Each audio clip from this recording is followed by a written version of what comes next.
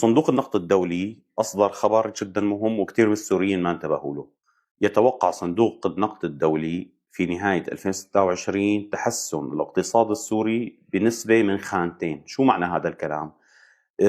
ببساطة هي أنه نحن بالعادة الدول المتقدمة أو الناشئة بتحقق نمو سنوي باقتصادها برقم من خانة واحدة، يعني 2%، 3%، 4%، 5%. لكن لما بيقول لك بخانتين معناتها أنت عملت خرق للقاعدة هي وحققت اقتصاد ناجح جدا أو تقدم اقتصادي قوي جدا. معناتها هو تجاوز التسعة خانة واحدة، لما نقول 10 صاروا خانتين. وحدد صندوق النقد الدولي بعدها قال توقع اقتصاد يتجاوز 10%. طيب هي ما قارنت لك اياها بينه وبين باقي الدول عادة 2 3 4%، وحتى وقت بدها تصير توصل 4% او 5% بصفي مثلا الحكومة او الرئيس بيستغلها بحملته الانتخابية انه انا حققت نجاح. هيك الوضع بالدول. طب انا كمواطن شو بينعكس علي؟ حشبه لك اياها. كنا قاعدين انا ورفقاتي بالحاره من كم يوم عم نلعب طرنيب، فطلعنا بنظريه اقتصاديه ما خطرت على بال كل علماء الاقتصاد، اسمها نظريه اقتصاد البامبو. اقتصاد البامبو هو جاي من فكره انه نبات البامبو هو مثل القصب، عريض ثقيل بيقاوم الهواء بشده، فلما بينزرع بيضل 3 إلى 5 سنين ما بيظهر على الارض، يعني بينسقى وبيعتنى بمكان زراعته بس ما بيظهر، يعني ما عم تسقي وتسقي وما عم يطلع شيء. هو ليش؟ لانه لحتى يقاوم هي الظروف وتكون نشأته صحيه وسليمه ويقاوم الظروف فلازم يعمل شغل تحت الارض، جذور وتثبيت.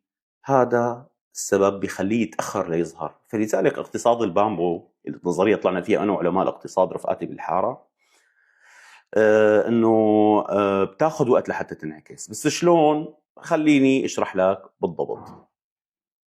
في مثل حموي قديم بيعرفوه الكباريه، قال بيقول لك good things take a time.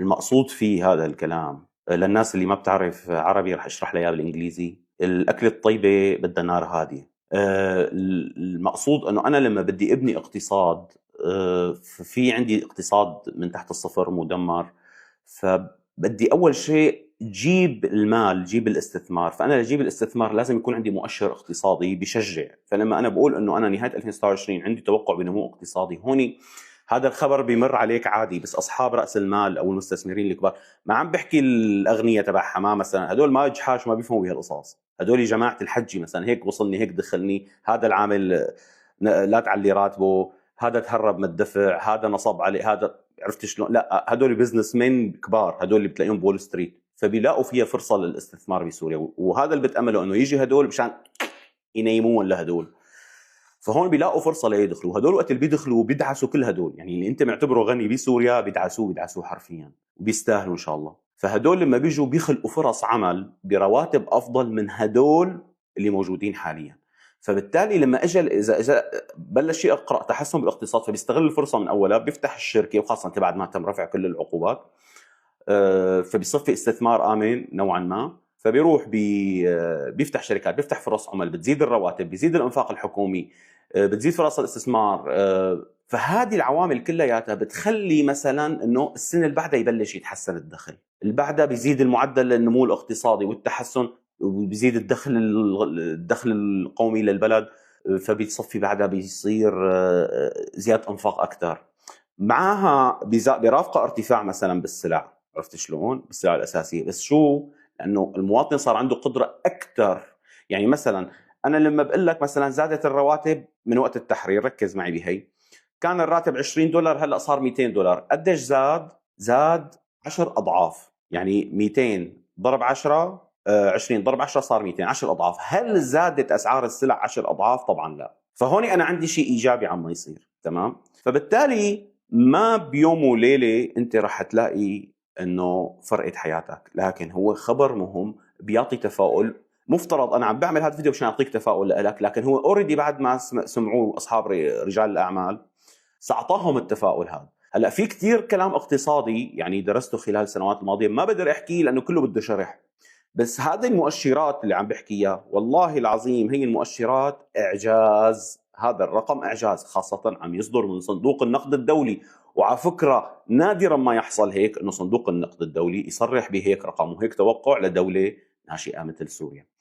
فنتفائل خير باذن الله، واساسا ما عندنا حل غير الصبر والعمل.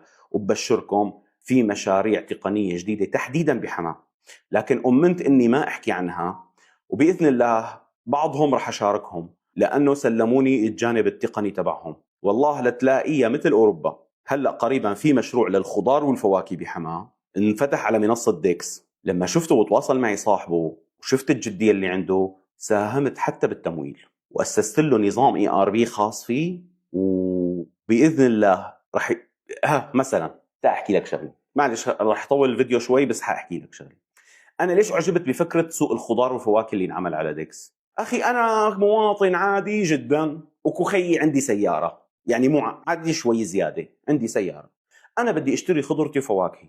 فجاه كنت بمكان ما في داعي اطلع من البيت، اطلبها على الجوال وتوصلني، ويوم ما يعجبني شيء قل له تعال خده يرجعه ويرجع لي حقه ببلاش او يجيب لي الاحسن منه، وما لاقي شيء مدحوش ويجري معي بياع الخضرة وانت من وين وشو اجيت، وهذا الاسلوب تبع النسوان، عرفت شلون؟ وانا زلمه ما بحب احكي كل شيء، الناس ما بحب اعطيك المعلومات. فبيجيك مشروع مثل هذا انت كنت عم تستخدمه، بتجي لهون بيجيك الخضرجي او الفاكهاني، مع احترامي لكل الناس، بده يعرف انت مين، ويوم يوم بيغدرك، ويوم بيعطيك بضاعه منيحه، يوم ما بيعطيك بضاعه منيحه، واذا قال لك خذ بالصندوق، الصندوق مدحوش فيه اكيد.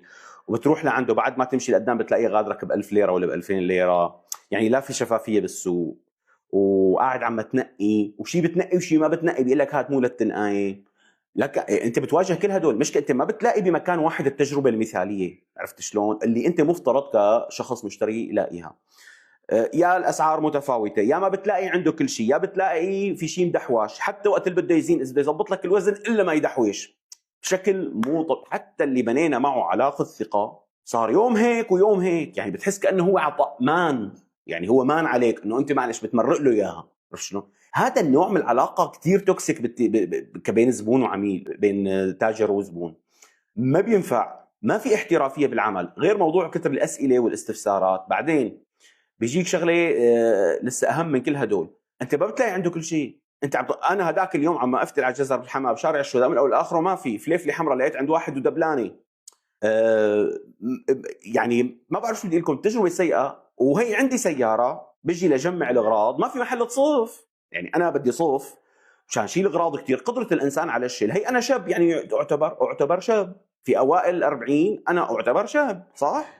قدرتي ما بقدر شيء اكثر من 5-6 كيلو امشي فيه مسافه طويله، بتعب بخي، ماني رياضي انا ماشي. طب احتياج الانسان مفترض نحن تعودنا نشتري وناخذ لمده اسبوع تكفينا، ما كل يوم بدي انزل، ما بقدر انزل كل يوم، وحر وشوب ووجع قلب، هي غير النسوان والختياريه.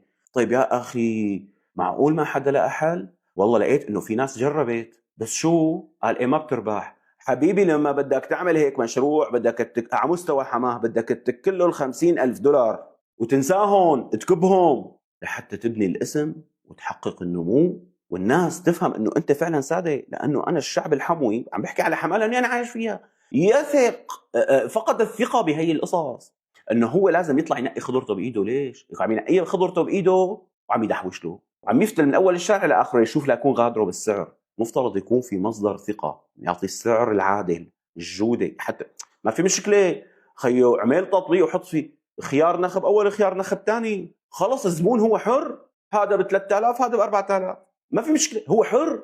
التوصيل بدك تضحي بالتوصيل مجانا، يعني بدك تكب $50,000. اذا مفكر تعمل مشروع ريادي، هذا اسمه مشروع ريادي. المشروع الريادي شباب ما بيكون صفر وبيطلع.